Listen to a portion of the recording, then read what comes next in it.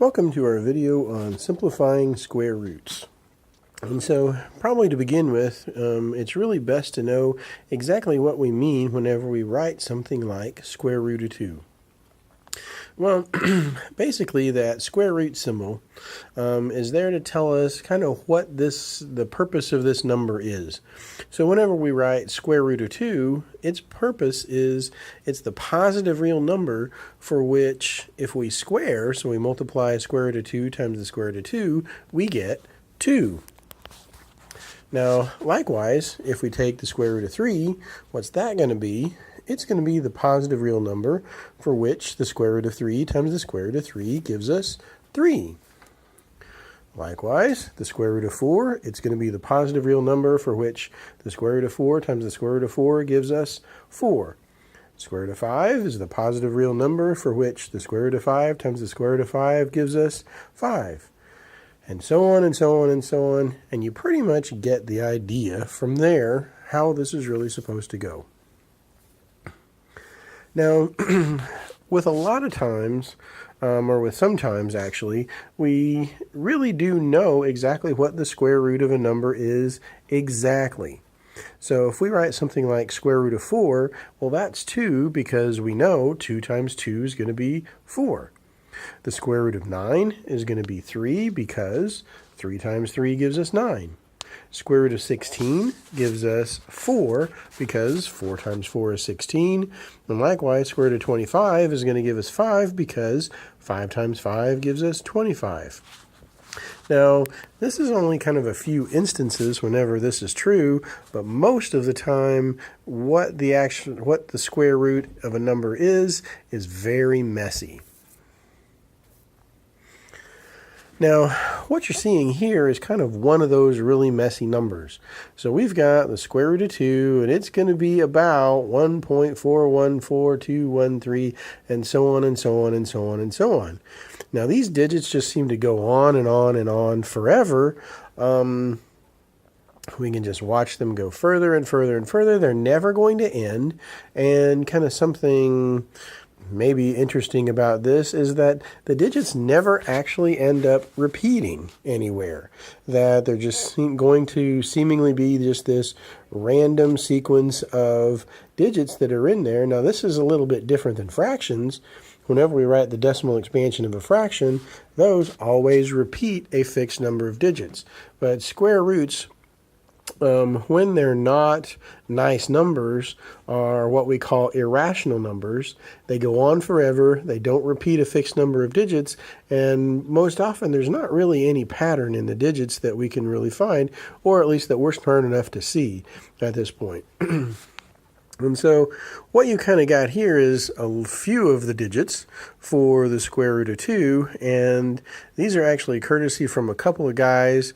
Nimroff and Bonnell from NASA took some time and computed these things a long time ago, and the digits, I think there's about 1 million of them available on the internet if you really were curious and kind of wanted to look into it further. But the thing is, with their decimal expansions, we can't ever actually stop the decimal expansion. If we ever stop at a certain digit, then we're not going to land on 2. So let's say, well, surely if we go out far enough, like this guy, we do 1.41425632373099504, and we square it, that's surely going to be close enough to 2, right?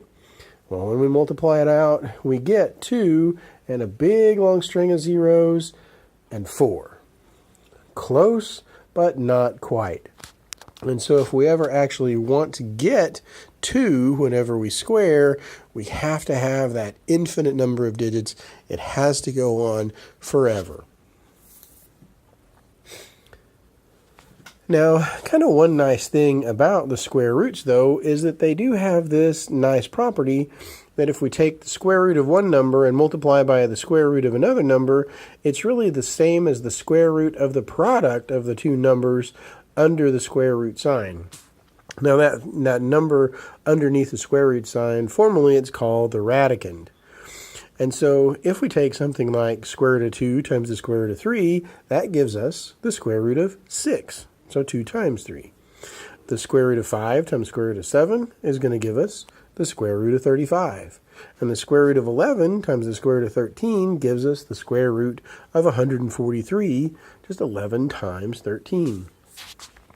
And so what this means is that whenever we come down to simplifying square roots, we're just really factoring out the largest perfect square from the number under the radical sign, so from the radicand. So if we look at an example here, we have the square root of 8. Well, we know that one perfect square that goes into 8 is going to be 4, and that happens to be the largest perfect square. So we can write 8 as 4 times 2. Then that square root will actually appear to distribute over those two numbers. So the square root of 4 times 2 is going to be the square root of 4 times the square root of 2. And now the square root of 4, because it's a perfect square, is just 2. And so our number square root of 8, we can simplify it as 2 times the square root of 2. If we kind of take another example like the square root of 75, well, a perfect square that goes into 75 is 25. 75 is going to be 25 times 3. So our square root of 25 times 3 becomes the square root of 25 times the square root of 3.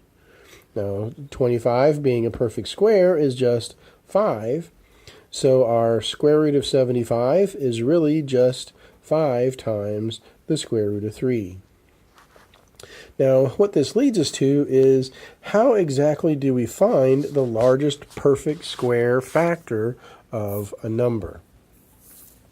Well, anytime we're kind of looking for perfect squares or perfect cubes or anything like that, probably the best place to start is with factor trees. And factor trees are one way of doing this. So if we take the number 120, and we look to see how that number breaks down, well, 120 looks like 10 times 12. 10, I can break that down further as 2 times 5, and 12 I can break down as 2 times 6.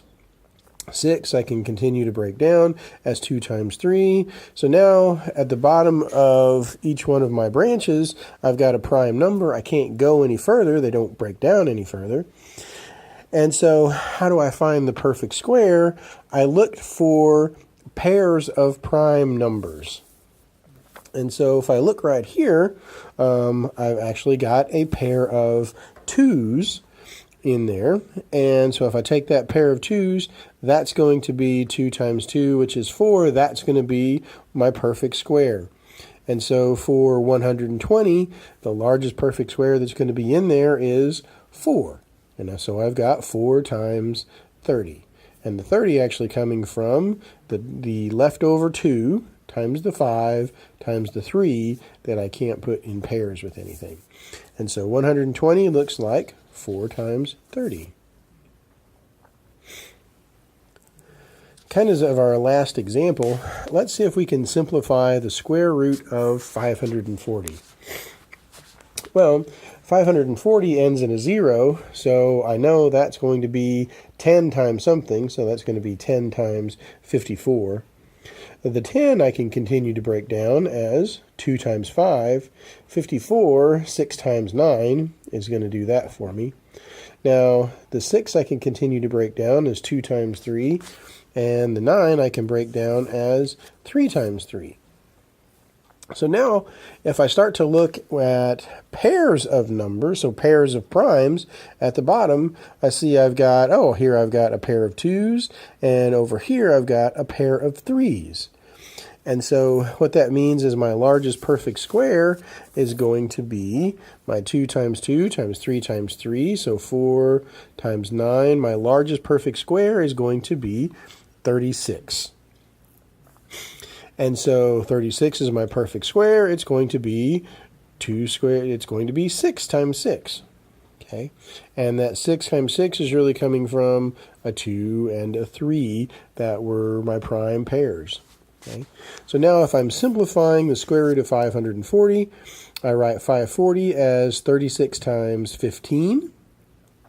So the square root of 36 times 15 becomes the square root of 36 times the square root of 15. and the square root of 36 becomes 6, and the square root of 15 I can't do anything with. That's as simple as it gets. And then if I'm ever really, I want to make sure that, well, have I done this right? Have I gotten kind of the right answer? You can always just go to your calculator and put in 540, hit the square root button, look at that decimal expansion. I can take 15, take the square root of it, multiply it by 6 in the calculator, look at that string of decimal digits that I get back, and if I've done everything correctly, it will exactly match the string of decimal digits that I have back when I did originally the square root of 540. And so that kind of takes us through more or less the process of simplifying square roots. So good luck, and we'll see you all next time.